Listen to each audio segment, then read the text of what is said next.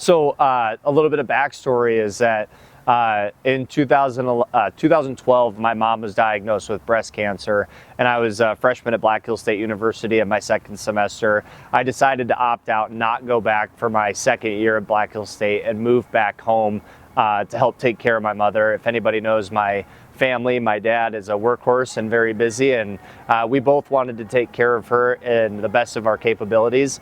And it did take a little bit of time, but I'm proud to announce she is cancer-free. But we did name the dispensaries Puffies in honor of her, and I'm very proud of that fact. But after 2013, my mom becoming cancer-free and ringing that bell, I went down to Colorado right when they passed Amendment 64, and then eventually shortly after that to Oregon when they passed their initiated measure to legalize cannabis. And we started out with small medical marijuana grows, and my passion always lied not necessarily in the growing aspect of it, although the botany of it is very cool, is that I wanted to understand policy and implementation of the rules and regulations that were in place.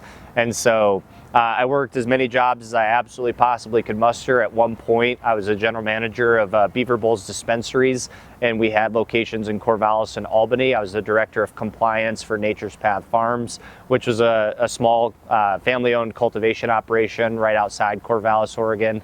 I worked for a consulting firm in Can Experts Consulting under a guy who was a former regulator that turned over to help licensees do it right the first time through the license application process and implement the best standard operating procedures possible to remain compliant through a brand new system. And that experience led me into consulting for a few dozen cannabis cultivation, manufacturing, dispensary, and testing facilities throughout the state of Oregon. But I also did wholesaling for a number of different cultivators and manufacturers.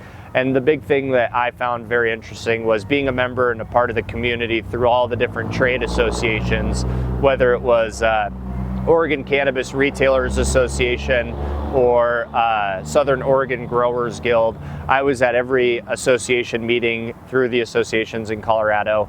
I also attended every single city council, county commission, state legislative hearing that had to deal with marijuana. Anytime marijuana was germane in the title bill, I went to those hearings to listen and learn as much as I possibly can.